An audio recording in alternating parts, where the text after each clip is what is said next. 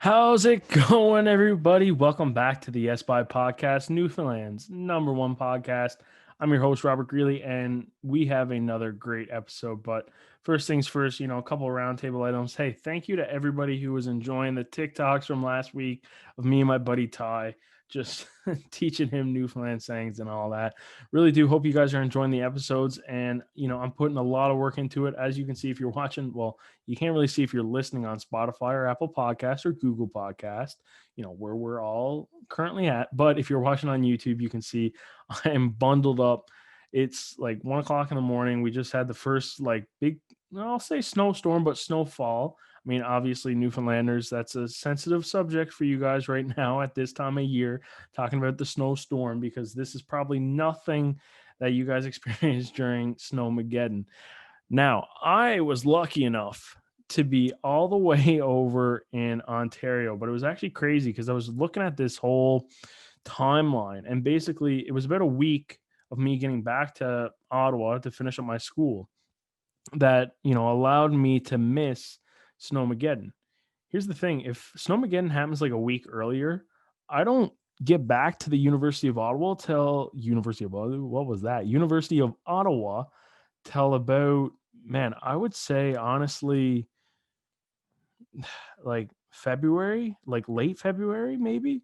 And then, March COVID hit. So I honestly don't even think, if I got stuck here, I don't think I would have finished my degree, which is kind of crazy to think about now, considering what's happened since I've gotten that degree at the University of Ottawa. But, you know, I guess leewaying into what we're going into, Ryerson and the directed studies. We have another video out for that. Emily Pittman, a local artist from my hometown, Clarenville. Go Cougars, same high school, both Clarenville High alumnus. She invited me over to the studio and we chatted and she showed us around. And then she also taught me how to paint. And I mean, you got to go watch the YouTube video because I'm not an artist. I am not talented in that realm of painting and making things, and it's pretty comical for me just trying to catch up with with that. Yeah, it's definitely not my realm of expertise. My favorite classification of an art story for you basically is when I was like in 8th grade art, I couldn't figure out how to fold a piece of paper perfectly. And my see, like even now, like that's not perfect. And my art teacher at the time, he was just so annoyed with the fact that I couldn't grasp the simple concept of folding a piece of paper. But regardless, we have that video, and what I'm doing for you guys, it's exclusive on the podcast. Basically, I'm taking the audio portions of the interview, like some of the longer stuff that just really can't make it into a 14-15 minute YouTube video, but obviously I can slap it right in here in a podcast for you. And obviously the YESBY podcast, Newfoundland, it all relates, and I'm really excited that it just goes hand in hand with each other. So without further ado, I'm going to stop talking. We're just going to dive in now, and you're going to hear about Emily Pittman and her story as being an artist in Newfoundland.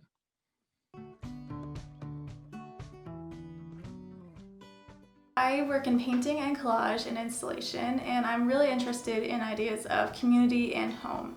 So I use architecture and houses to kind of create these places and communities and structures that we can imagine ourselves in and give us an idea of who we are in relation to where we live and the spaces that we call home.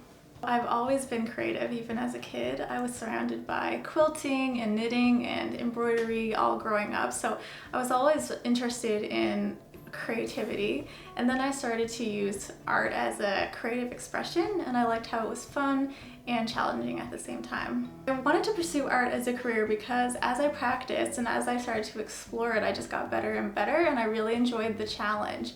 I also really liked how every time I connected with someone and learned something from them, it created a little bit of a community. So for me, art was a way to build a career surrounded by creative peers and fun challenges. Being an artist in Newfoundland meant that I always had a lot of creative inspiration. Taught by and learned from creative masters, and I was inspired by creative people. There's so much color and life on this island that it made it full of inspiration for me. I think my most rewarding moment so far was my exhibition at the Rooms. It was a bigger challenge than I have ever taken on before. It was a project like I didn't even think I would ever be capable of, but then when I saw it all come together, it was exactly how I imagined, and it was so cool. I guess my dream goal as an artist is to make as much work as possible. It just brings so much joy to my life, and if I'm creating every day, then I just feel so fulfilled, and to have part of that into my future is really everything I could ask for. Alrighty. I hope you guys enjoyed that chat. Listen, the video is so much fun. I definitely recommend you go check it out on my YouTube channel. That's the vlog one. If you go to the YESBY podcast YouTube channel, you can basically find me pretty easily from there. If you go to the end of the video, I always have like my thing linked at the end screen, but I definitely recommend you guys go and check that out. Now, this next one, it's an hour-long interview with the company Buhd. Buhd, basically, I'm not going to give too much away. I really do just want you guys to go and listen to this interview because it's so interesting and fascinating to see kind of how they've developed and what they've done over the years. And listen, John, who we were chatting with, great dude, really nice guy. He's actually, obviously the founder of this company, but mind you, if you're watching on YouTube, I'm looking at my notes right now because I want to make sure I get this right. All right, because this is some good news here for you all right now. So YESBY, YESBY. That is the promo code for you guys over on Buhd. So Buhd is 50% off their cards and 30% off their hoodies. The hoodies, they look dope. Honestly, it's on my to-do list to try and get one. Super sick, like really sleek and clean looking. They did a great job with it. The cards, that product, I'm gonna let John more or less explain that in the interview for you guys coming up here now, because yeah, I mean, obviously he designed it, he has the patent for it, he's the expert, so I'm just gonna let the expert do the talking in that realm of things. But yeah, guys, without further ado, actually, before we throw into this, because I really do want to stress this, YESBY. That is your promo code for 50% off on the cards and 30% off on the hoodies over at Buhd. Okay. BUHD.co is their Instagram. You can find like their website and online store there. And the code YESBY, YESBY, gets you 50% off the cards, 30% off the hoodies. And okay, now without further ado, let's go talk to John Walsh, Memorial University of Newfoundland graduate, mechanical engineer, and founder of Buhd. John, welcome to the YESBY podcast. How's it going, man? Not too bad. How are you, Robert? Oh, man, I can't complain. Listen, before we get into like the business side of things, I kind of want to get to know you. Like, so you were born in town? Not born in town. Born in just an hour outside of town. You probably might know a community called Holyrood. So it's just a Yeah. little tiny community past that called Lakeview, but most people know it as Holyrood. What year were you born?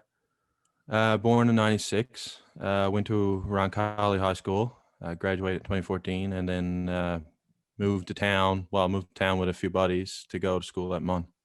Okay. I'm trying to think now if we have any mutual friends. Possibly. So where are you from? I grew up in Claremont, like born in town, but I mean, my parents moved to Claremont when I was like 2, and then Okay. basically, been there ever since, except for when I went to Ottawa to do my undergrad. Yeah. Yeah, so maybe we don't. Probably was out. Might have seen you playing volleyball or something at some point. We were out there often, and then through hockey playing against. I guess Clarenville played with the Central team. Hey, so Mhm. Wait, yeah, so did you growing play up playing major hockey. midget hockey? Didn't play major midget. Kind of like gave up.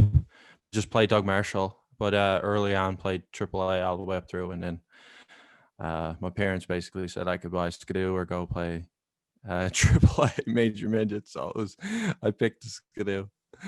Fair enough. That Skidoo treat you well or what? Yeah, it treated me well. Got me through high school, and then I sold it. So, what was your childhood like? I'm curious as to like how you kind of spent your activities and what you were doing that really led you into this business path here now.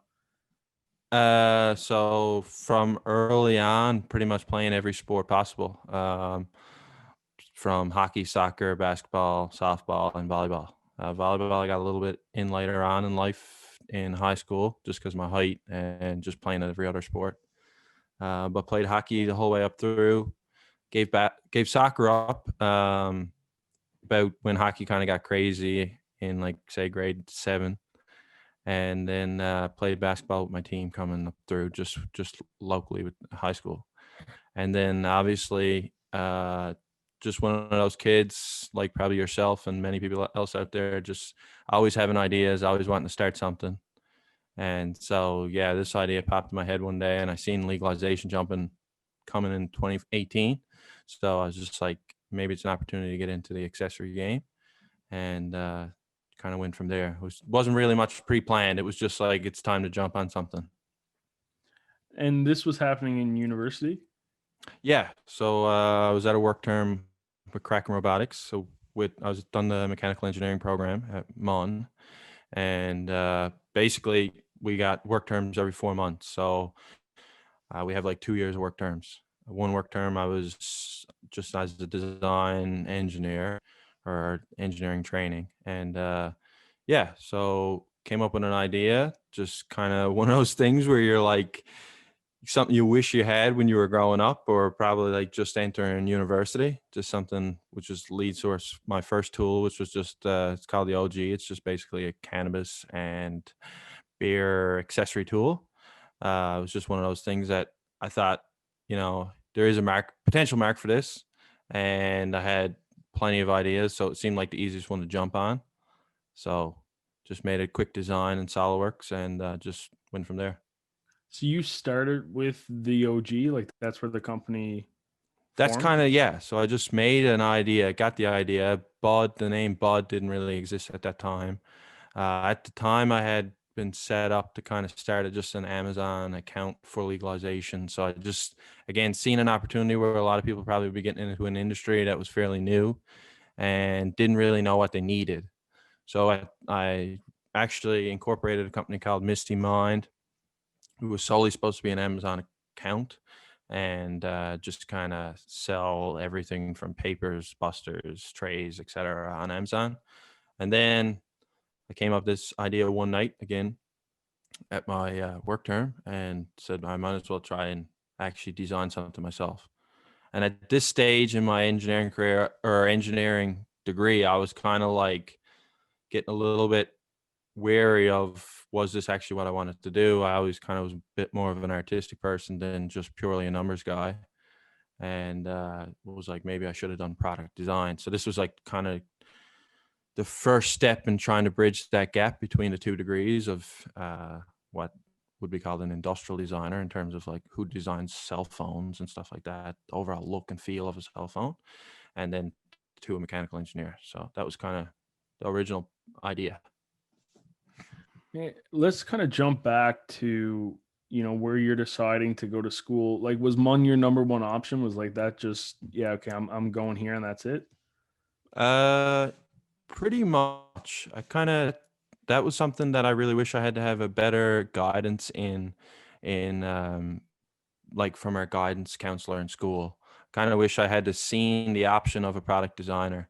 But again, like everybody, well, a lot of people, I'm sure, and unfortunately in our school systems, we're not really educated on all the possibilities that are out there. So really just kind of went on the internet myself, figured out what MUN had to offer, kind of liked the idea of the design aspect of mechanical engineering. And then, yeah, just went from there. But I really probably should have spoke to a mechanical engineer and then got a better idea that there isn't a whole lot of design work. 90% of the people end up working in offices and stuff and not really having fun in the design field. So, yeah. So, but I'm not upset I did it. When did you start realizing this? Probably about the work term at Kraken Robotics, 'cause that was my first opportunity to work in design. Everything else had just been kind of in the office. Didn't really know what I wanted to do, but was kind of starting to feel that it wasn't exact what I was doing wasn't what I wanted to do.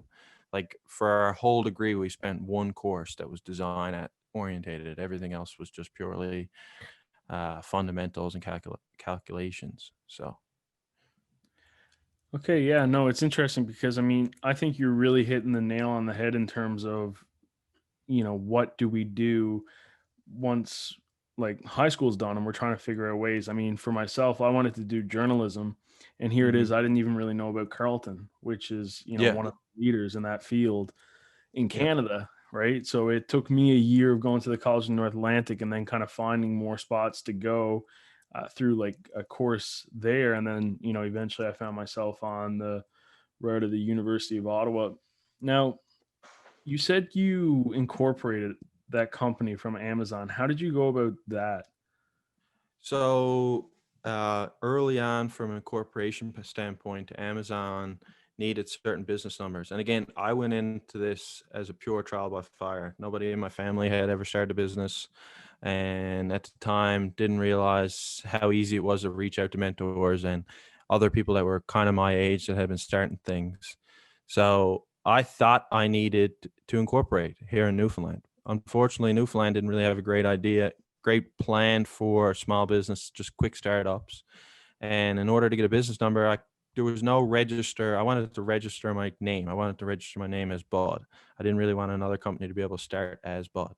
So from what I could find on the internet, in terms of in Newfoundland, the only registry for companies was to incorporate. Now, if I had to like sit down with someone that wanted to start a company, I would tell them, no, that's not actually what you need to do. Just go to the federally and just apply for your business number. Someone might open a company and start a company like yours, but as long as they're not operating in the same field and you were ahead of them in that process, you'll likely win a legal battle if it ever comes to that. But it probably won't. If you, most times, the odd chance that someone opens a company, the name of your company in the same field is like slim to none. And here in Newfoundland, the incorporation fee is $300, and you can actually, if you're kind of keen and want to submit a just a trademark through the federal government website, which is really easy. I did it myself. It just takes a little bit of searching of companies that are kind of like yours. It's around $300. So in my opinion, it's better to go that route. And then you actually truly own your name across Canada for the industry you work in. How many people have names like yours? Because yeah, like the first thing that I think of is like, holy smokes, this guy landed on Bud in the marijuana industry. Like that's huge. Yeah. So I kind of got to attribute that to my mom a little bit. Um, we were just going through GoDaddy and Instagram trying to find different names, your typical spliff or different types of weed names, and just kind of going into the deep end on that. And on one of the thesaurus.com website, when you type in Bud, it types in pronunciation for Bud, and it's Buhd. And then I searched up on the trademark site, typed in BUHD, and there wasn't any company in Canada with BUHD, or there's one in the United States, and they're an opera, uh, like private. I don't really know what they are, but they're operating opera. So for whatever reason, they chose the name Bud. Yeah, so it was super easy for us because um, there was no one around. And then once we went and applied for a trademark, it just kind of went through pretty flawlessly because there was no one in Canada with the name, with the H. A lot of people with BUD, but no one with the H. Now, you said you had to credit that name to your mom. What was, I mean, your parents' reaction and the people around you? Because obviously, there's a huge stigma around the market that you're surrounding yourself in. Yeah. And that was really where we ran in again in our talk earlier on over Instagram. Early on, that was the stigmatization was a big problem. Mom and dad recognized the fact that I was just really starting for a business opportunity and from a business perspective. Again, the industry was new. It seemed like a perfect opportunity to jump in. And I guess they were sick of hearing my ideas and wanted to see me actually start something. So, from a parent's perspective, I don't think there was too much stigmatization, but from getting accounts and like starting up or like putting it on your resume, I quickly realized that like unlike someone that maybe started another product launch another product in a different industry would be a great resume, even in the engineering field, because like you had to go through product development and product procurement and then finally launch on a website. But that was something I didn't want to even put on my resume. I'm started to put it a little bit more on my resume recently, because again, we're into our third year of legalization. But at the time, it was just legalized when we launched. It was legalized for like a month and a half. So, and the banks have a huge stigma against it. It actually took me a full year in order to actually acquire a bank account under my legal business name. I couldn't get a credit card for 2 years, or just about 2 years. So it was a lot more work. If I had my, I guess if I had my time back, or if I could advise of anybody to start, just get through the process, it might be better to start in a different industry. But once you get through, the best thing about it, because of so much adversity, a lot of the people within the industry are willing to help. And certain banks like BMO actually accept more cannabis orientated companies than, say, RBC. How are you staying sane throughout that whole process? Because I mean, that definitely has to be frustrating. Yeah, I wanted to give it up often. Like we done a really promising month, our first launch, which was in December of 2018. We launched on December 8th. Had some decent industry players reach out to us. And within not even a month, we tried to run our first ad. Our ad count got shut down because of the little marijuana leaf that was on our our tool. Now, hindsight 2020, I would have not put that, definitely would not have put that logo on the tool, because the Facebook AI picked it up and shut it down right away. And then I guess somehow it trickled through to Shopify, and Shopify shut us down not too long after that.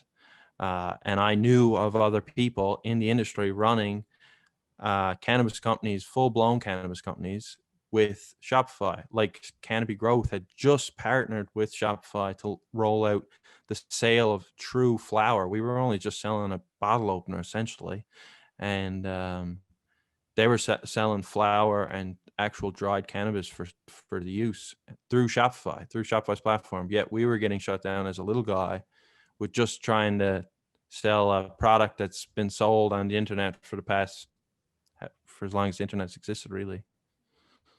Do you think that stems from companies trying to protect the space, or maybe enabling the I smaller? think what it really is, and I can understand it from a perspective of early on. Shopify knows that Canopy is not going to do anything weird on it, and I guess they don't have that track record with us. So early on in a small company that you don't know the individual, you're not actually sitting down and having meetings with their CEO. It's just a tiny little company. Who knows really what someone could do on that platform? So early in that space, again, that was 2018, a month after legalization. I'm sure they've gotten better now, but there was almost no reasoning with them. But like I said, they don't really know. Like you might show up there and try to start selling some illegal substance, and they just kind of wanted to end it and not have any bad rap on the company themselves. So I can understand it from their perspective. I since built a couple websites and a couple e-commerce platforms on Shopify, and I noticed that they have integrated a particular third-party gateway to allow you to buy and sell on Shopify that has the capabilities of selling stuff related to cannabis, even cannabis itself. So it seems like they've since migrated their leniency down to just a smaller user in the past, say, 2 years. Because that's a big difference between you and other companies right now. Is essentially it's almost just paraphernalia. It's not um, an actual, like, you're not actually selling marijuana or cannabis or anything like that. It's the OG. Give me a product rundown of that and kind of where the concept of the idea came, and because you've had also have that patent now, correct? Yes, it's a design patent on it. So it's overall the look and shape and feel of it is we own in both Canada and the United States. Um, just because there was pre-existing patents on certain other again, a bottle opener, you can't patent the use of a bottle opener, but the collective of the tool you can patent. So yeah, I actually filed a patent myself in Canada, and then got a bearskin and power out of Toronto or Ontario to file the rest of the patent in the United States. They're super easy to deal with. But just to give you a rundown on it, I guess where I got the idea was kind of, going out on a hike, going to a party, and never really having everything you need with you. When you're just walking out the door, you don't really want to carry a buster around. Some keychain bottle openers don't really work the greatest, and like having a bottle opener on your keys don't exactly present the best look to a cop. If they do, haul you over, whether like I don't condone drinking driving at all, but I'm just in just a sense of just having a bottle opener on your keys, it doesn't look good, and you probably shouldn't have it. It just promotes just a weird look. So having it concealed in your wallet and just something that you got on you at all times. I've used it from opening packages to just to have a little metal piece of something in your wallet. Comes in handy a little bit. But yeah, just to be able to go to in university, being young and being able to take something with you that you didn't really have to think about bringing to the party, and it's just with you all the time. Now, you are constructing this throughout the work term? Yes. So through the work term and then our summer semester. Okay, so when are you kind of realizing what you need to do to differentiate yourself from, like you said, there's just like so many bottle caps and other tools very similar to this? I guess really um, our product offering was the fact that we bundled a bottle opener and a shotgun tool with a grinder card. So a grinder was never supposed to represent the company. It was supposed to be an additional feature that kind of is the reason why you bought the shotgun tool and the bottle opener, which at the time was doing really well in the industry in terms of like tailgate parties, certain brands like Full Send.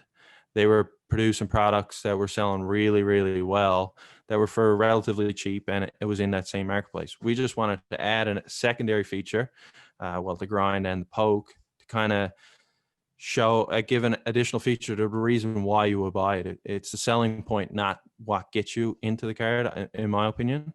And we're trying to go through a little bit of a rebrand here. That kind of ideology got away from us a little bit in the past year. Kind of started taking the name Buhd and solely focusing on the cannabis aspect, and kind of forgetting the real roots of our original product, which was in the beer industry and the college environment. So we're trying to get back to that and just provide multi-use tools that you kind of can forget that you even have on you, but is on you when you need it. And that's kind of never planned, always prepared. That kind of aspect is kind of where we're trying to rebrand for here over the next coming months. And so why do you think it's important to do that rebrand here now in this climate? I guess in terms of our lifestyle, just so I got a partner, a co-founder that started with me in December. His name is Liam Daw. He also runs a little media company here in town called Altitude Media. And then I recently brought on a guy I graduated with for a little bit of our social media and taking day-to-day pictures, Regan Hogan. I guess in terms of our lifestyle, we were kind of struggling with the cannabis aspect, because we do partake in the cannabis industry, but we aren't your quote unquote stoner. So a big market in the cannabis industry is high-end glass pieces, high-end bongs. That's where a lot of the money is. That's not something that we really want to get into. It's not something that we use. So recognizing that if you're going for a swim in the summertime with your friends, or you're going to the beach, that's kind of where our product lives. So and you might not use the grinder portion of it. You may just use the bottle opener portion. So or you're at a house party and you might not even smoke, but someone asks you if anybody has a grinder. So that's kind of really where our product lives, and that's kind of where we live. Just in terms of being an active, we have a little like brand identity that we just came up with recently, because it's been shifted over the last year or two. It's just for the movers, makers, and the doers. That's kind of where we're trying to move our brand to, the people that don't have time to plan but always want to be uh, in the action. That's kind of so. In terms of products, we're trying to go that route. And for the industry, I don't really know if there's a big player in that aspect at the moment. Like you have Yeti. Yeti is a big player in the cooler game, and they promote the beach aspect.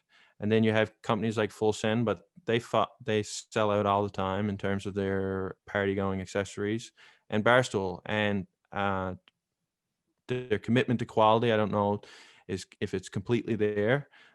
So we try to just make high end, low profile tools that serve multiple purposes, and people can just kind of have them with them wherever they go. Now you mentioned a couple competitors being like Full Send and Barstool. I mean, obviously these are companies who have succeeded a lot, but also are constantly getting a lot of backlash and criticisms. Yeah. Are you fearful that your company could follow the same trail? Why? They're. I wouldn't call them competitors just yet. I'd like to call them competitors at some point, but we're too small to really even consider it. They're kind of we look at them as what to do and what not to do. So, like you said, yeah, we would be fearful, I guess, but we never really want to get into the full blown party atmosphere or the controversial statements or videos. All we're looking to do is create some cool products that people want to take with them. So, in terms of like a social media aspect of where we're trying to rebrand, would be your typical Coors Light post where someone's at a cottage and they're having beers by the fire with their friends. That's something like where our card and we believe our next couple of products that we're about to roll out will live. If it ends up in a party atmosphere, just like Coors Light, we'll do it professionally. We don't want to get into too much controversial there. Well, it's interesting because I mean, you look at Budweiser and Coors Light commercials and things like that, and those are like cinematic masterpieces, right? Where people are tearing up during the Super Bowl commercial because of the golden retriever running across the field. Yeah, yeah, yeah. When do you think the marijuana and cannabis industry can reach that level of, a classic touchy feely Super Bowl commercial? Ah, geez. I hope it's sometime soon, but I got a funny feeling it's going to be a long distance way out if it ever, and even if it ever does come. I think CBD will give CBD commercials will probably reach that aspect a lot quicker than the THC commercials. Like CBD MD, you already seen in the States. They're doing a lot of like gummies commercials, even providing treats for dogs. Um, just because there's no psychoactive portion of that. It's even, in my opinion, much safer than alcohol. It's just pretty well helps a lot of people. It helps a lot of people sleep. And again, people can operate totally as if they didn't have it. That helps people with seizures. So I definitely think you'll see that aspect of the industry get to the point where it can start advertising more often. But in terms of THC aspects, I have my doubts that it will be anytime soon, which is unfortunate. It's just because really they're under the Tobacco Act is actually what they have to live under at the moment. The Cannabis Act is basically mirrored right after the Tobacco Act, and there are some beneficial aspects of cannabis. I do think that there's some negative aspects of cannabis, and I'm not someone that don't believe that. I definitely think we got to play that card close to our chest and make sure that kids aren't using it too early in their life. So at the moment, I can't really knock Health Canada, for being so stringent on it, because they kind of want to see how the industry will develop and then be able to make slow adjustments over time. So for a timeline, probably 20 years. Oh, wow. Yeah. Now, you mentioned bringing in like your business partner and things of that nature. The guy originally, your first Yep. partner, was he there from day one? So I designed it early on from, I think it was April 2018. And then probably around November, when I finally got my first set of samples in, I kind of approached him. He had been dabbling a little bit in photography at the time and some videography. So basically from day one, he was there. I kind of went ahead and got some samples first and then showed up to his door and said, "What do you think?" Outside of that, he was there from day one. Yeah. So now you mentioned your business partner, and obviously you guys have been together since day one now. 3 years later, still together. What made him being the right choice for you to partner with? I would say he was basically the main choice for me because, again, we spoke about different brands early on. He launched a clothing company that just kind of fizzled out, but he was starting things on his own at the time. His dad was a well-known person in St. John's for his landscape architecture company. And we had just spoke, just like many kids do, just talk about different businesses growing up. We were both early, didn't really know where this could go, but just wanted to try it, wanted to try to market it.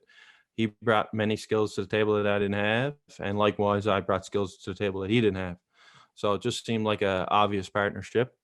Um, and as you know, in the photo and video game, that's expensive work to have done when you're starting off. So, uh, yeah, that was basically the real big reason. And we've actually, he lives with me.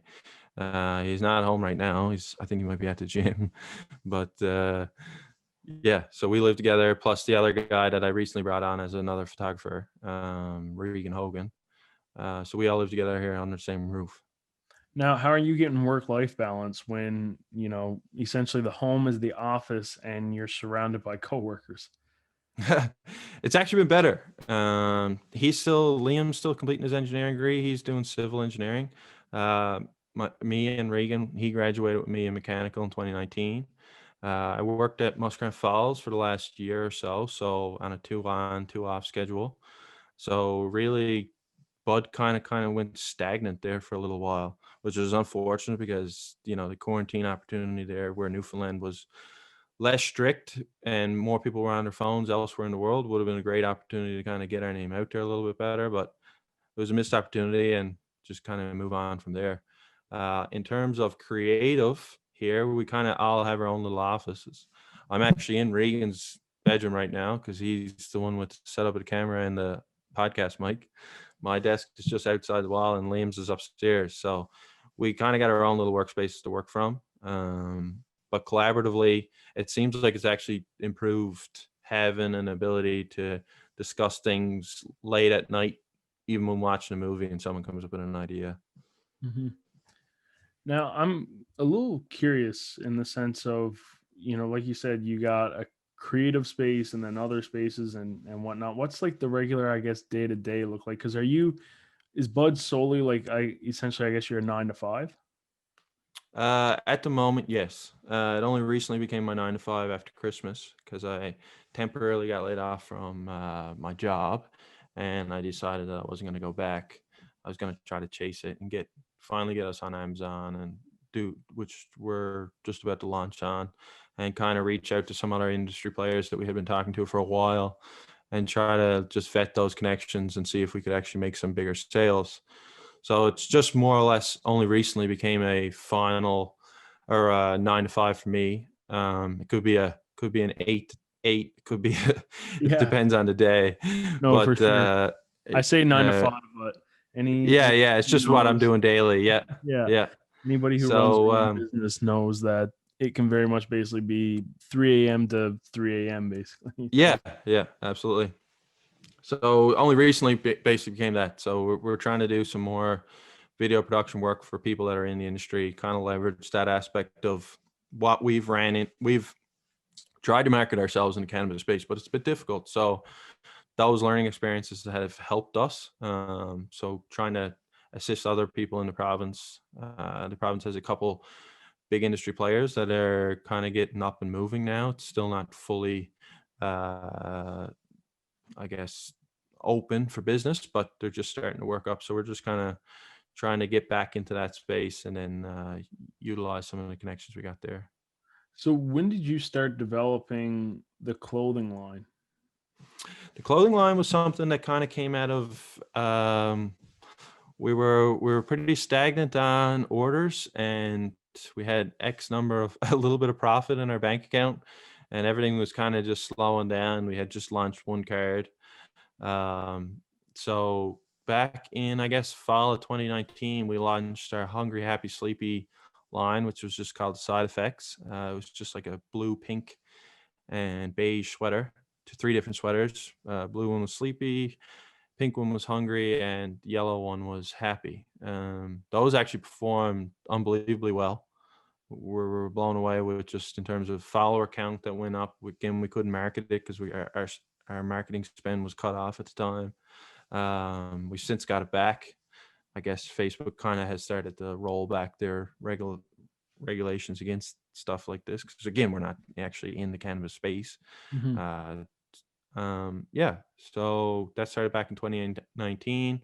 Then we spent about a year not really doing a whole lot in terms of clothing space. Like I said, Liam got a little bit busy with school. His other company started picking up during the summer, and I was pretty busy. So in the fall, we launched just a clothing line with just our logo on it. So it was just a black hoodie, a black tie-dye hoodie, just a bleach black hoodie, a white hoodie, and a white on white, and a white tie-dye hoodie, white and blue tie-dye. But yeah, we hope to get more into the clothing space in the near future. Now, how are you kind of keeping, I guess, branding and messaging consistent? You know, you go from that shotgun bottle opener grinder tool to now Yeah. also adding additional items in your shop, which, you know, is closed.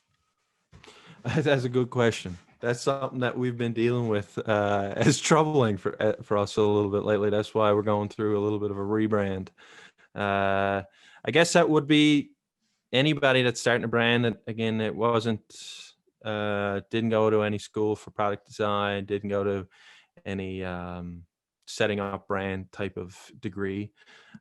We had trouble with that, and we still every day is having trouble with that. So now we're just really trying to lay our brand identity, which goes back to the never planned, always prepared ideology, and try to utilize that message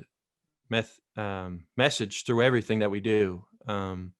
So really, to be honest, the Hungry Happy Sleepy were a test to see if something that was unbranded would do well on our page. And then when we launched the next set of clothing line, we put our logo on it to see how would our brand perform. And those are just because we can't test and because we can't run analytics. That's kind of how we get our analytics. And just running small clothing batches to just kind of gauge the industry and gauge our current followers. And then obviously when your follower count starts to grow, you kind of got to revamp that again and try it all over again and see where everybody's head's at. How are you manufacturing these products? Is this like a drop shipping method, or are you guys doing it literally in that house? Nope, not in that house. So I designed it on SolidWorks back in 2018, and then there's a company through LA that we utilize to actually produce the products, and then they ship to Newfoundland. I do QA QC on it, my quality control on it myself. Make sure every single one of them are good. Send back any ones that aren't, or just kind of scrap them. And if for some reason the company won't accept them, but I do make sure every single product that goes out is perfect. And yeah. And then I actually just recently bought a CNC to do better prototyping in-house, so we don't have to utilize different factories, and we can kind of vet an idea early on, because that was a big trouble for us and we missed a couple of big deals making different versions for big industry players, because our manufacturing prototype lead times were just too slow. So that's just, again, another learning curve. Just getting started, but yeah. You able to talk more about those in particular opportunities that you missed out on? Sure, we can go through them. So early on, within about 4 days of launch, Tweed actually reached out to us, which was very scary because, again, it was the first business I ever launched. And I got worried. I was like, at the time, you have a 12-month lead time on any design patent in Canada and the United States. So I didn't have a design patent. I had kind of spent all my money on getting these products produced. So I was kind of hoping that I'd sell a few in the next month or two and then be able to proceed with my design patent. So yeah, I got worried, so I didn't answer them. I went through Christmas, like 6 weeks later, finally was like, I may as well answer them, because if they want the card, they're just going to buy it, and then they could copy my design if they wanted to. So we ended up getting in touch with them. They were actually really, really cool about it. Sent them a couple of cards. Our current card that you see right now has a bottle opener and shotgun tool on it. They weren't really about that, because they're just trying to go all cannabis in their stores. So we had to design a couple different versions for them. But again, it was about a 4-month lead time for every design, because the factory we were using produces a lot of other goods in the cannabis industry for a lot of other big industry players. So they try to fit in our sampling whenever they can at the end of the day on a Friday at 5 o'clock, just someone's super small run. So it took us a long time to get our prototypes to Tweed. And unfortunately, because of the marketing regulations that Tweed had thought Health Canada would kind of pull back on, they didn't do as well as they had initially hoped in the first year. So they kind of had a corporate rebrand. Bruce Linton, the guy that started the company, got when they got bought out by Constellation Brands, they kind of had a little bit of a restructuring in their plan for their stores. Originally, their plan for the stores was to bring on high quality products from across Canada and the United States just in their stores that weren't Tweed branded. So we were supposed to be their manufacturer for grinder cards. Since then, they kind of pull that rein back. They host a couple products that luckily got into their stores early enough, like Burnt Designs, a couple different vaporizer companies. And outside of that, most of their smaller accessories are Tweed branded. So it was that was an opportunity that we missed. And then we had another opportunity with Urban Green, but because of COVID, Ontario had a big backlog in their a big backlog in their licensing for their stores. They were supposed to roll out a bunch of stores, and because they weren't bringing in revenue, they had to lay a lot of people off. And now they only have one operating store in Ontario. So that opportunity might still exist there, but we kind of got to wait till COVID slows down and we kind of start to get back to a normal. What are you doing to stay motivated in times like that? Because I mean, that is a big ticket with the opportunity there in Tweed. Yeah, that was a big ticket. That was something that we got really excited about early on, because it changes our revenue model pretty fast. It allows us to start producing more prototypes, more ideas that we thought we were going to have. So yeah, we had a job to stay motivated when that kind of fell through. Must have been an 8 or 9 month period of constant communication, constant phone calls, new prototypes. We were steady and spending our own money producing prototypes for them. So that kind of dwindled a lot of our early profits. So going back to the clothing line, that was our last of our profits that we had. We had to spend it just to try to get some money back. And that's kind of, we were self-funded. We didn't really want to get in. Again, we weren't really sure if this is exactly what we wanted to do starting off. So we didn't want to take out any loans. We were both students. So just kind of spending our own savings and getting started. Staying motivated, it was tough. But it was also promising seeing big industry players reach out so fast. So just kind of our goal now is to get back to the prototyping mindset. That's kind of why I bought a CNC and I'm going to acquire a 3D printer very shortly, and kind of get back to the prototyping aspect and try to sell our designs more and more to bigger industry players. We kind of lost sight of that a little bit when we had an opportunity arise, but now seeing we kind of got to stay at that all the time. Well, it's definitely a silver lining, right? You have one of the major leaders in that space reach out so early. So, I mean, even if it doesn't go awry, it's still a massive learning tool, right? That you get to use move forward. Yeah. You mentioned profits and, self-funding a lot of these projects. At what moment did you kind of realize, because there's revenue and, everybody thinks that a company that does say $1 million in revenue is fantastic, but sometimes, once you start peeling back the layers, that's almost, sometimes they're in negative when it comes to the actual profit standpoint. So I'm curious what that was like for you. Well, luckily, I guess unluckily and luckily, we didn't have anywhere near that figure in revenue.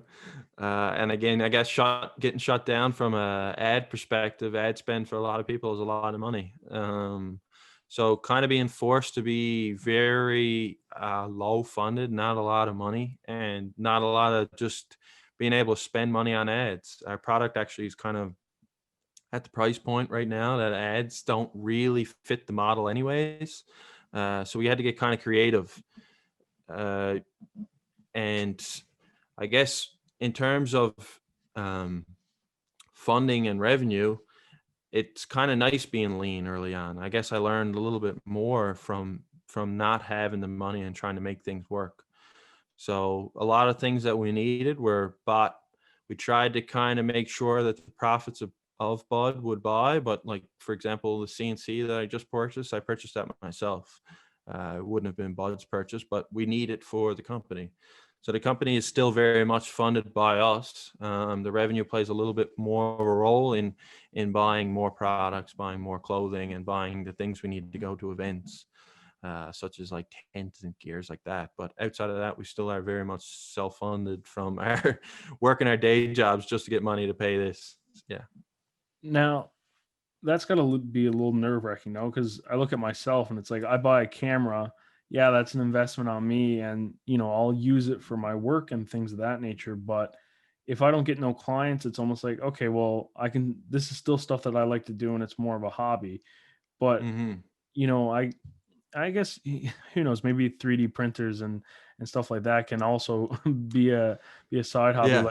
like photography. But obviously, it's not something that's you're going to be commonly using in your spare time or your more or Right. less regular life separated from your company. Yeah. So in terms of the 3D printer, I haven't pulled the trigger on that one just yet, but for the CNC, it has capabilities of doing like wooden signs, aluminum signs, brass, different little brass tools. So we are looking to kind of leverage that to provide some more revenue for the company. It won't be actually under the name Buhd, but I'm going to do it on the side, and any kind of money I really make from it, I'm going to try to uh, push back into Buhd itself. Uh, I do design a lot of things often, and I do wish I had the opportunity to be able to cut them out. I got a lot of friends that want stuff, different things made, and there's a lot of opportunity in the industry actually to utilize, especially in St. John's. All these startups that are starting up that are moving and doing really well for themselves.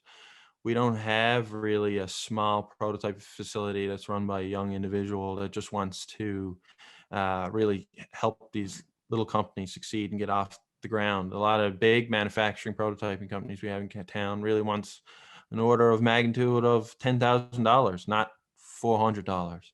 So that opportunity, I think, could be a good place for us to live. And again, we're trying to get our name out there in the cannabis and I guess craft beer space to see if we can help anybody in that aspect.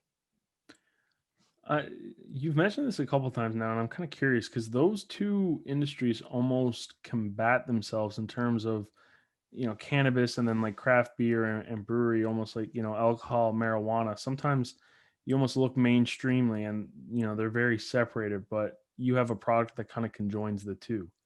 Yeah, so that was a big problem for us early on. We kind of just launching the product was like, okay, these be two great industries to try to join. But in saying that, once we got started, we started focusing more on the grinder aspect, I guess, because the cannabis industry had just launched. It seemed like a better move for us to go there. But since then, we're kind of trying to work with some local breweries and local grow facilities that are just starting up. Luckily, again, and I'm sure you know that Newfoundland has a great ability to try to help everybody out, whether if it is a little bit competitive from the craft beer space to the cannabis space. In terms of craft beer, it's very much still artisanal products, stuff that is a lot of hands-on. And right now in the cannabis space, that is every bit of the industry. Whether you go to the big players or the small players, so much of it is still hands-on because so much of it is still unknown. People are still trying to improve the processing. They're trying to improve their bottom lines. They're trying to improve how do we market. The marketing issues with beer is still tough. It is a little bit easier for the bigger players that can pay for a Super Bowl commercial, but in smaller communities and places, for example, like Kitty Vitty, it's still a tough market to operate in. If unlike if you were selling just a regular pair of shoes, like you can market that a lot easier. So I think there's a lot of things that can be learned from the craft beer industry, just because a lot of times these companies are early startups, low operating budgets, especially low marketing budgets, and are working out of a lot of times remote locations. So in terms of the cannabis industry, a lot of those problems kind of, or parts that make it tough to navigate, can be, those little nuances can be taken over to the craft cannabis industry, I guess, or just the cannabis industry itself. Yeah, interesting. Do you see a lineup of in Newfoundland potentially say almost like how like you have beer gardens and those craft breweries where like people are out on the Mm-hmm, patio, mm-hmm. drinking their beers from whatever brewery they're at, and it's almost kind of like that event. You take the classic Instagram post, and it's all Yeah. over the story. Do you kind of see that in a cannabis landscape? It would, I mean, it would be great if it could happen, but again, with Health Canada regulations and smoking outside or smoking near people, I don't know if that will happen. You may see it in a form of consumption, so like infused things, infused drinks, infused candy bars, infused different things like that. And I think they might eventually move forward into the bar atmosphere. Just like you can buy, if someone's not overly into alcohol, if you're out with friends in a beer garden, I think you should be able to buy uh, a 10 milligram drink. You should be able to purchase that. And I think that is where the industry is going. A lot of companies are trying to focus on that portion. I think you'll start seeing those things more often in NLC. You can buy drinks right now at Tweed. And there's a big industry players like, again, Canopy got bought by Constellation. That was mainly due to their thought process of how big this could be in the drink industry, especially from a CBD aspect, but even from a THC aspect. I know they recently launched I can't remember the name. It's kind of like a galaxy on a can, but it's a quick hit THC drink. So it hits you very much like alcohol, and it wears off just very much like alcohol.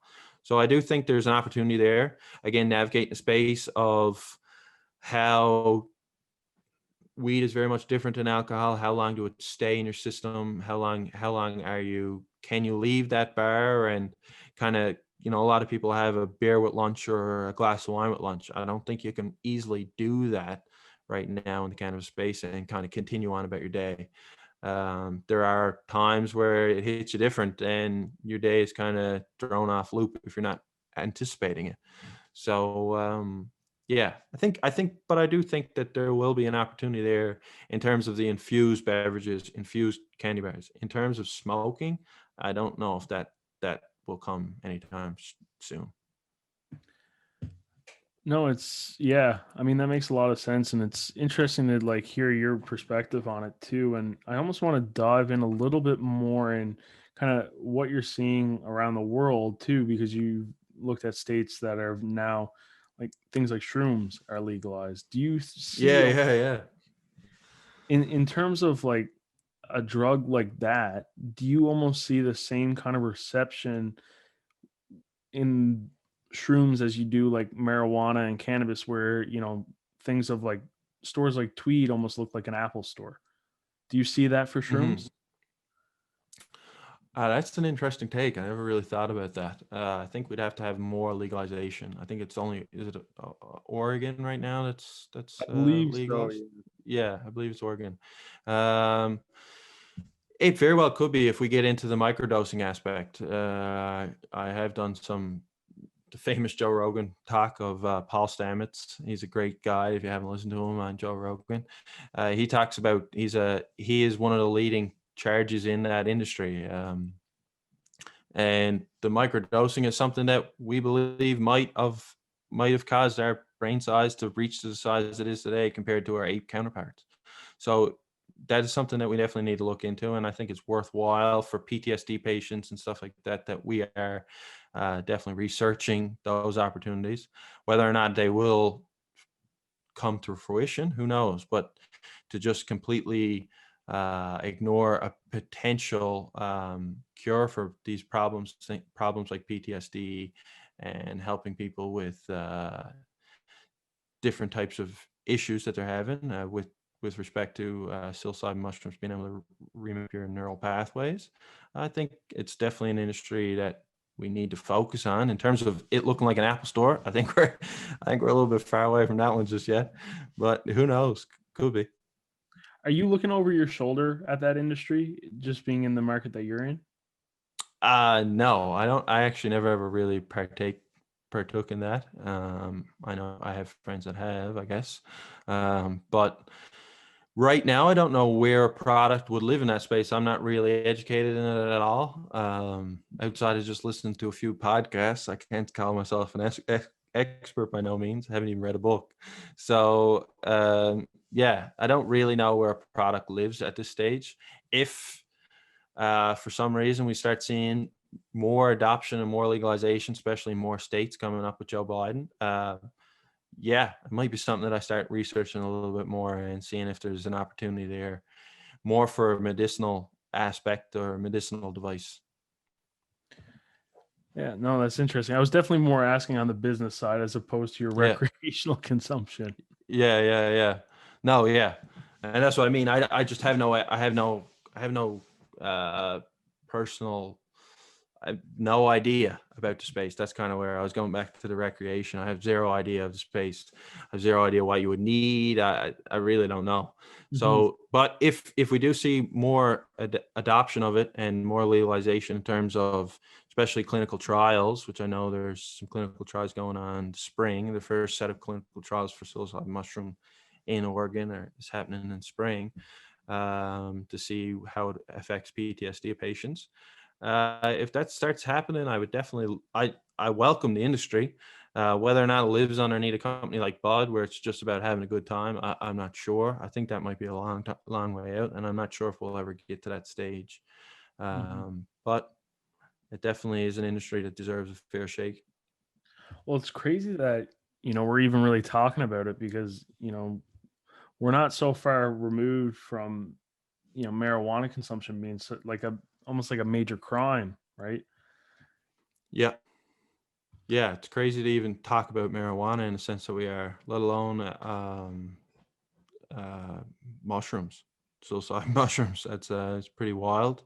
I think it's a good opportunity for PTSD patients, if it becomes available to them and the tests show positive results. But yeah, just to talk about it is a kind of a funny thing to do, really. Hmm. Now, we kind of talked about the stigma and things of that nature and going through a lot of the different trials. I'm curious to see if you can kind of recall some of the most discouraging statements that you've had against like you and your company and how you've tried to push through that. Discouraging statements. Honestly, we've been pretty lucky. I've kept it kind of low key. If you go on our Bud page, up until recently, we have yet to post a picture of who we were. Hmm. That probably is a little bit of a bad thing to do on social media. And we're quickly realizing that, kind of need to put a face to the brand, but kind of wanted to avoid that stigmatization until people actually met me and realized that I'm not just some stoner that wanted to make a product and sell it in the industry. I just recognized that there was a new industry and an opportunity here. I think a lot of people, even graduating high school, should look to the cannabis industry because, in 10 years' time, there's no other industry out there that you will be the expert. If you get employed today in the cannabis industry and Germany legalizes in 10 years' time, the engineers, the marketers, all those people will be the expert in the world. Likewise, in the United States, if there's adoption in federally, you will be the expert. So, just going back to your statement, I never really seen much stigmatization. Anybody of my friends kind of knew that I was always someone that just had a bunch of ideas, and I just decided to chase one. And from a brand perspective, we never really put our names to the brand until recently. And thankfully, in the past 2 to 3 years, the stigmatization of the cannabis industry has kind of come down a little bit. It's starting to be looked at more in terms of the alcohol space, and people are more willing to understand that it is just a business at the end of the day. Where was the big need for you guys to start trying to tie your face into with the brand? I guess it would be just watching people, different industry players, different people that are making a good impact on social media. I know your buddy, might miss his name, is Cash, and what's his name? His first name? Oh, yeah, I've yeah. been watching, I've been watching his stuff. I've seen his stuff through you. He's definitely like a young guy, and he's very much the face of his brand. He's a representation of himself. So just seeing that and seeing his growth, and in almost every industry, you kind of got to put a face to the brand and show that we are just people, and we are just people that you can reach out to. Even I always say, like, I wish more people reached out to me just when they're starting up a business to kind of just go through my mistakes. I got no problem telling you my mistakes, and I also got no problem helping you try to launch the best and most efficiently way possible. I don't want a piece of your company. I just want to help somebody. So in that aspect, just trying to get more faces to the brand, grow our own social media accounts, and talk to people like you. Without showing our face, people kind of don't really know who we are and what we're all about. Hmm. No, man, that's I'm gonna let Hayden know that that you said that, because he'll definitely Yeah, appreciate that. And it's nice to hear. yeah, He's a great dude. I gotta say. Now, I guess yeah. what's really next for you guys? Big thing next is kind of we're starting to shoot a few videos for some micro cultivation companies in Newfoundland. One of them being Craft. We're kind of they're our buddies, our good friends. We just started posting some recent videos and photos we've gotten from their first harvest day out in just outside where you're from, actually. A company called KRFT. They're under the micro cultivation license. They're hoping to sell in Western Canada and hopefully Newfoundland at some stage. Just really cool guys. So trying to leverage their audience by providing them some of our capabilities from the video production side and marketing side, and also provide ourselves with some marketing. So trying to get more into that aspect, or provide ourselves some content. So trying to utilize that a little bit more. We have a couple of products in the work that I'm personally working on, that are really in the early prototype phase. Waiting for our CNC to kind of really start knocking out some different designs and potential 1.5s or 10 of a certain design tray, for example. So utilizing that for the industry. That's kind of where we're headed right now, and getting on Amazon, because right now I know on Amazon a lot of big industry players are pulling out of it because you can't really do much branding. You can't have a touch with your customer. But I see Amazon as an opportunity to get into a marketplace with a lot of people, and it is more a paid marketing source for me, in my opinion. The cannabis industry, you can't market, like I said, but you can go to Amazon and push your product, get it in front of a lot of eyes, and potentially have a second sell come through your own website. So yeah, your margins might not be great on Amazon, but the hopeful of hitting them back with an email marketing campaign and getting me in for a second sell through your own website. That's kind of where my head's at right now. Awesome. What's the dream 10 years from now? What's the ideal Oof. 10-year future look like? 10 years from now. That is a tough question for me. Probably have a different brand launched, hopefully. Maybe outside of the cannabis space. Probably outside of the cannabis space. We hope to, in the near future, kind of grow ourselves in the cannabis industry and in the event industry. I guess we're kind of really more in the event industry, but utilize some of our experience selling products that are very much rooted in the cannabis space and help other brands grow there, help the bigger brands grow from a smaller point of view in terms of consulting agency, from product development, social media management, and video and marketing production. Any Go ahead, sorry. No. Sorry, there was just a little bit of a lag, so I thought you were finished, but continue. Oh yeah, and then in terms of 10 years, geez, probably running some other brand. That's kind of the hope. Get more into product development. I want to really be a product developer or an architecture, design homes or different buildings, particularly smaller spaces. I have a desire to build vans, like expedition vans. So right now it's just starting with this. For sure. Parting advice for anybody looking to, start their own business or even get into the cannabis space, more tailored for, the advice being more tailored for probably, the individuals who walk around in Newfoundland. For Newfoundland, if we just kind of back up and go outside of the cannabis space, I'd say just start. The biggest advice for me is just start and keep your thing lean. Do not put too much money into it until you have a proven product. That goes back to my idea of buying a CNC or buying a 3D printer. I wish I had to do that early on, and I could have made a product, seen how I made 20, try to sell them, just even try to sell them to your friends and see if they sell. Try to figure out your price point. If you're trying to launch products, just early on, buy just a couple. Try to figure out your price point, because your pricing is everything. You might have the best product in the world, but you have a bad pricing. And it might not be that it's too expensive. It could be too cheap too. There's many problems with pricing too cheap. People think that it's not of the quality that it should be. So parting advice would just be keep it lean early on. Definitely start. Don't think more people know more than you do, because they definitely don't. You'll never know everything you need to know. And don't be worried about it, especially in Newfoundland, reaching out to some industry players that are industry that you want to launch in. Most people are willing to help. I'm sure you're willing to help in the photo video aspect and getting podcasts started. And just like I'm willing to help in terms of the product development aspect. Just reach out. If we don't know, or whoever you reach out to don't know, odds are they know someone who do. So just start.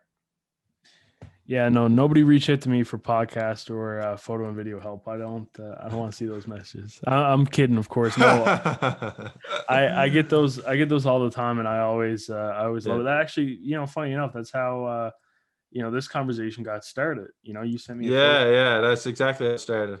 Yeah, so no, man. Hey, this has been super fascinating, really interesting. A lot of great points, a lot of great insight, John. I really appreciate your time and chatting, and I wish you and Bud nothing but the best moving forward.